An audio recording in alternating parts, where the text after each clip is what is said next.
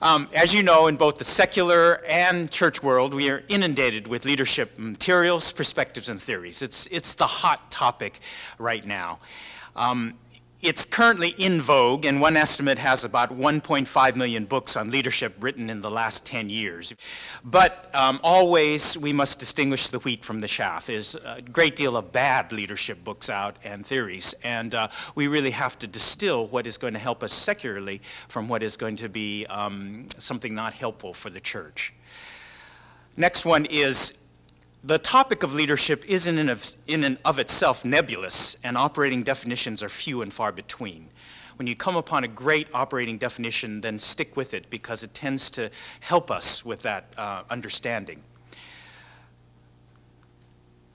It is probably for this reason that the Council of Bishops' leadership focus area has been difficult to start and get a hold of.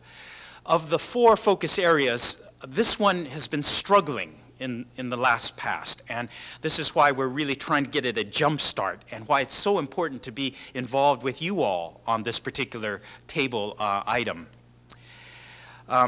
We believe, though, that leadership cuts across all of the other focus areas. Without leadership, none of the 4, the other 3, will survive, really, when you think about it. Now, let me give you a quick illustration. New places for new people.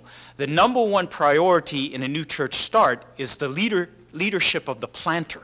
You must begin with the planter.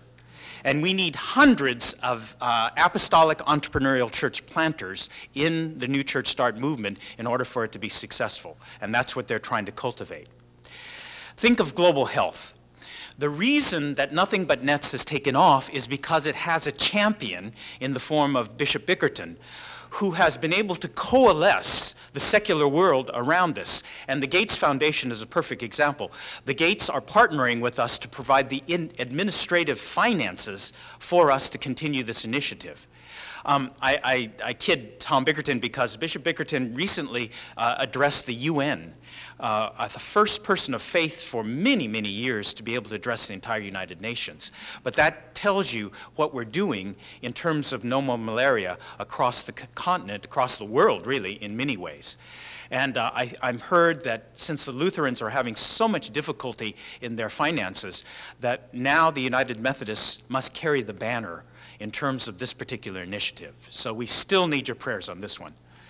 The next one is elimination of poverty. What leaders do we have now? What prophets do we have that are speaking for the poor? Maybe the reason we're languishing in this particular area is that the kings have not been at the forefront. And that's when I lament very much so that if Martin Luther King had lived, he would have been a champion in this particular area for the poor. We need those prophets emerging that will carry through this initiative for our church, because this is another one that we need to step up our sort of activity on and commitment to. So you see, leadership is absolutely critical in our time. Now, we need to focus, a specific focus of leadership for our work as a denomination. That's one thing. We need a larger and focused vision of leader development for the whole connection. And we need to align the general agencies around this leadership platform instead of just reporting what each agency is doing on their own. That has been the past practice. We've changed that completely. So what we've accomplished is this. We've gathered all the general agencies around the leadership table, and what is really impressive is our general secretaries are around the table on this issue. They're with us in this particular endeavor, and we really want to thank them for their commitment to this. The other thing is we have agreed that the General Board of Higher Education and Ministry will be the lead agency for the leadership focus area. So this is the one we bring to all of you. The staff has agreed to this. I don't know if we need a formal motion of this, but we've agreed that our board would provide the lead agency focus for this table.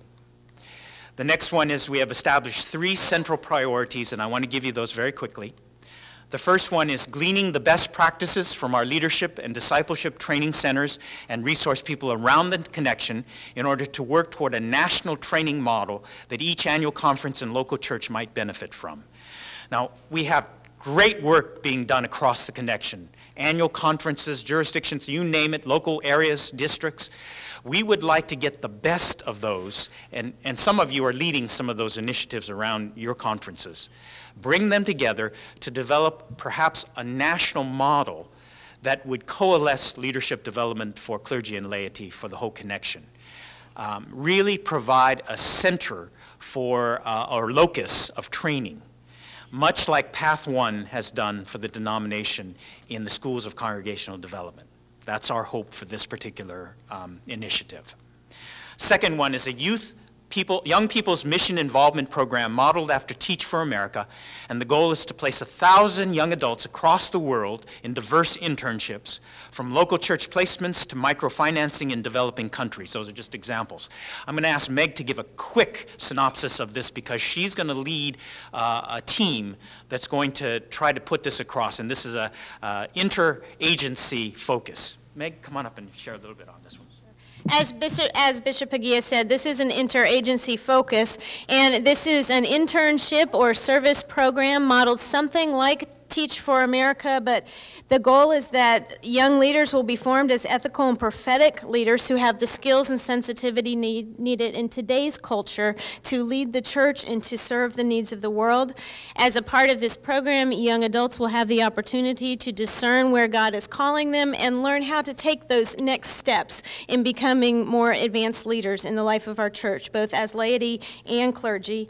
We hope that participants will receive scholarships from United Methodist-related institutions. That hasn't been worked out yet, but that is one of the dreams of the program, and that we will benefit from the collaboration of all of the agencies, annual conferences working together, our United Methodist-related institutions and seminaries to build this leadership development program. We know that young adults learn well in cohort settings. We know that on-the-job training is one of the best ways for people to learn, so this program will bring these aspects together. It will range anywhere from a 2-month to a 2-year program. Those details are still being worked out, and we are in the process now of establishing a design team, which is made up mainly of young adults. About 2/3 of the design team is young adults, and then agency staff right now from the 4 program agencies. And over this summer, we will host a series of consultations about how we can really make this a program to meet the needs of the church, annual conferences, local churches, and our United Methodist-related institutions. Thanks. Thanks, Meg. And the last one is one that Bishop Palmer and Neil will be happy for. This is in the call to action. We are one of the groups is forming, coalescing around reforming clergy leadership by strengthening the recruitment, training, deployment, assessment, and accountability systems. That's our work as a board.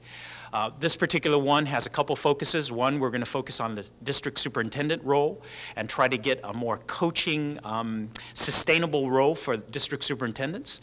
It involves coaching and mentoring for our clergy. We're not taking advantage of the kind of secular wisdom there. And the third one is to develop healthy systems in local churches to try to enable them to be more clergy-friendly in the sense of working in a relationship of empowerment between the two. This could be the galvanizing mission for our board. The potential galvanizing mission and purpose could be in the form of leader and leader development coupled with education, which is at our heart and soul. So we see this as a way in which our board can really find a mission and purpose that will center it into the future and enable the church to understand how important and what an important role we play. Okay, that's our report. Thank you.